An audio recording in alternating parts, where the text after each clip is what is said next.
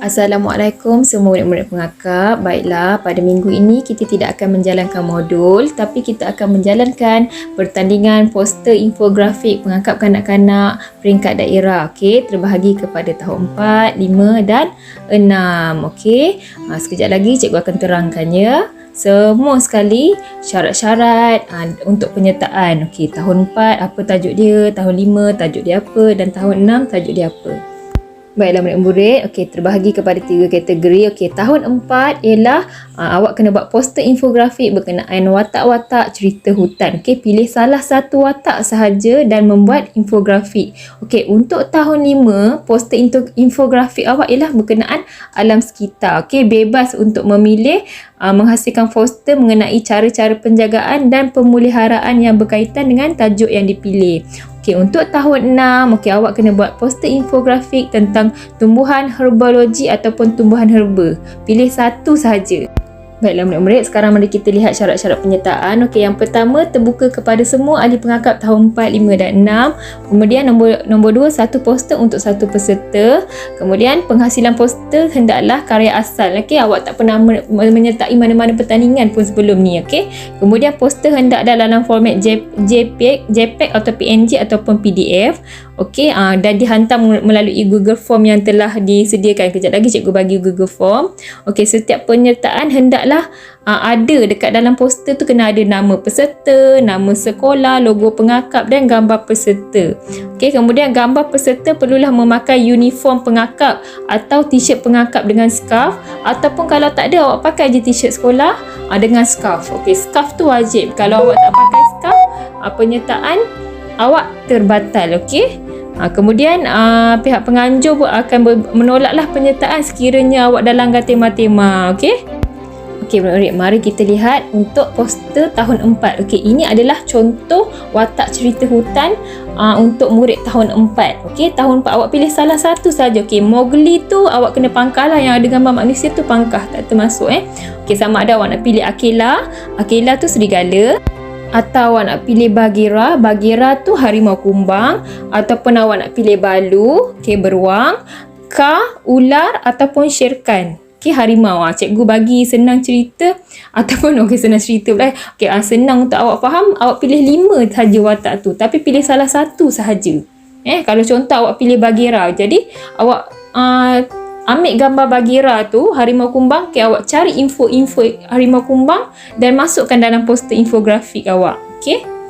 Okey, yang ni cikgu cari kat internet lah, info harimau kumbang. Okey, tadi awak dah letak gambar Bagheera tadi tu kan dekat awak punya poster infografik.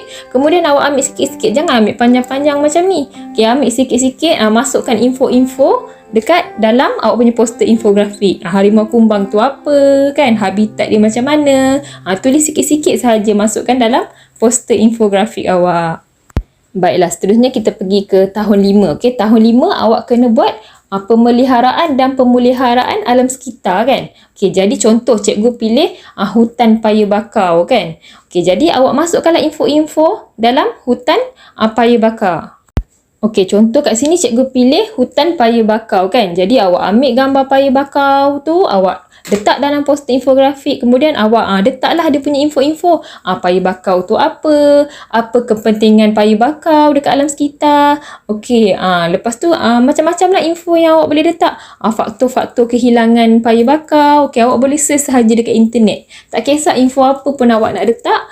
Tapi berkenaan dengan tak kisahlah, mungkin macam cikgu pilih hutan paya bakau kan, awak boleh pilih lah apa-apa pun.